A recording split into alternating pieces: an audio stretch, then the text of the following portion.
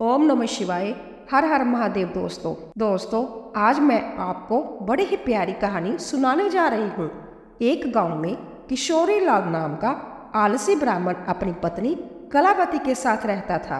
किशोरी लाल आलसी तो था, पर वो भगवान शंकर का परम भक्त भी था।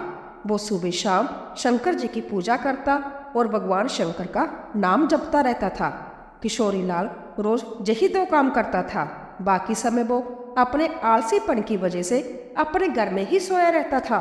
इसी वजह से किशोरी लाल और उसकी पत्नी के बीच आए दिन अनबन होती रहती थी। सुनते हो जी, आज से जल्दी खाना खाकर खेत चले जाओ, आज फसल काटनी है, और हाँ, खेत से आते वक्त सरसों का साग भी लेते हुए आना।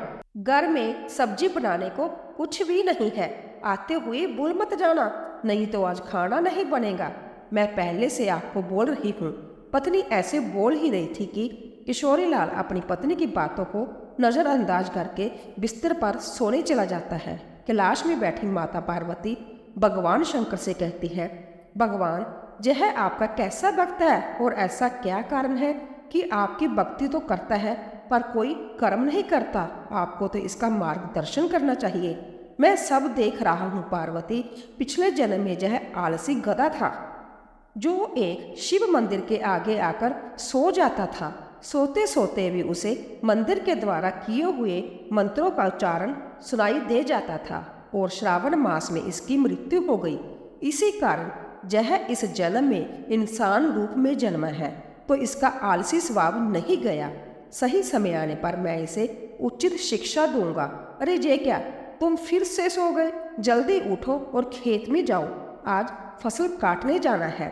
खेत में फसल बहुत बड़ी हो चुकी है, अगर आज फसल नहीं काटी तो उसे जानवर खा जाएंगे, नहीं तो कोई चुरा लेगा। मेरी बात सुन भी रहे हो? हे भोलेनाथ, ना जाने इनका आलस कब खत्म होगा। मैं तो इससे तंग आ चुकी हूँ। कलावती बोलते ही जा रही थी, पर किशोरी लाल को तो कोई फर्क ही नहीं पड़ रहा था। वो चुपचाप बिस्तर पर लेटा हुआ था। किशोरी लाल को कुछ बोलता ना देख कलावती रसोई में जाती है और वहां से एक बाल्टी पानी लाकर किशोरी लाल के ऊपर डाल देती है और वो पूरा भीग जाता है, जिसके बाद वो बहुत गुस्से से भर जाता है। फिर दोनों के बीच बहुत कहासुनी होती है। फिर वो गुस्से में घर से निकलकर भोलेनाथ के मंदिर की ओर चला जाता है। मंदिर जाकर वो अपने भगवान भोलेनाथ से अपनी पत्नी के बारे में कहने लगता है, हे भोलेनाथ, मैं रोज रोज की इस चिक चिक से बहुत तंग आ गया हूँ। मैंने आपकी भक्ति श्रद्धापूर्वक की है, तो मुझे वरदान दीजिए। ऐसा बोलकर किशोरी लाल जोर जोर से रोने लगता है। उसकी भक्ति देखकर भोलेनाथ संभ्य ही किशोरी लाल को दर्शन देते हैं और कहते हैं, किशोरी लाल, तुम मेरे परम भक्त हो और तुम्हारी भक्ति से मैं बहुत प्रसन्न हूँ। बोलो, तुम्हें क्या वरदान चाहिए? किशोरी लाल पहले तो भगवान शंकर को देखकर बहुत हैरान रह जाता है, फिर भगवान को प्रणाम करके उनके सामने अपनी इच्छा प्रकट करता है। हे भगवान, मुझे ऐसी चीज दीजिए जो मेरी बात सुने और मेरा सारा काम करे। ठीक है, चलो, ये लो मेरा एक छोटा सा त्रिशूल। इस त्रिशूल को तुम जिस पर भी रोकोगे वो अपना काम खुद ही करने लग जाएगा और काम खत्म करने के बाद ही रुकेगा। पर हाँ, अगर तुमने त्रिशूल को काम करते हुए मना किया तो त्रिशूल हमेशा हमेशा के लिए गायब होकर मेरे पास वापस आ जाएगा। भगवान शंकर अपना त्रिशूल किशोरी लाल को देकर वहां से अंतर्धान हो जाते हैं। उस त्रिशूल को पाकर किशोरी लाल बहुत खुश हो जाता है और मन ही मन सोचता है कि अब से उसे कोई भी काम नहीं करना पड़ेगा। फिर वह त्रिशूल लेकर घर जाता है और अपनी पत्नी को भगवान शंकर के दिए हुए वरदान के बारे में बताता है। ऐसे ही कुछ दिन गुजर जाते हैं। किशोरी लाल उस त्रिशूल को पाकर बहुत खुश था। उसे उस दिन से कोई भी काम नहीं करना पड़ता था। वो जिस भी चीज पर उस त्रिशूल को रख देता, वह चीज अपने आप ही अपना काम करने लग जाती थी। ऐसे ही एक दिन किशोरी लाल को चाय पीनी थी। इसी तरह वो हर काम में शंकर भगवान के त्रिशूल को इस्तेमाल करता और आराम से सोने के लिए चला जाता। फिर एक दिन किशोरी लाल को भूख लगी और अच्छे अच्छे पकवान खाने का मन किया और वह खाना खाने बैठ गया। किशोरी लाल बोला, कैसा होता अगर खाना भी अपने आप ही मेरे मुंह में आ जाए और मुझे हाथ भी ना लगाना पड़े और मैं खाना भी आराम से खा लूं। यही सोचकर वो खाली प्लेट पर त्रिशूल रखकर बोला कि मेरे मुंह में अच्छे अच्छे पकवान अपने आप आ जाओ। इससे प्लेट से निकलकर तरह तरह के पकवान उसके मुंह में जाने लगे। नई नई तरह की मिठाई और अलग अलग नए स्वाद के पकवान और बिना रुके ही उसके मुंह में जाने लगे और वह बड़े मज़े से उन्हें खाकर आनंद ले रहा था। पर ये मज़ा तो कुछ देर तक का ही था।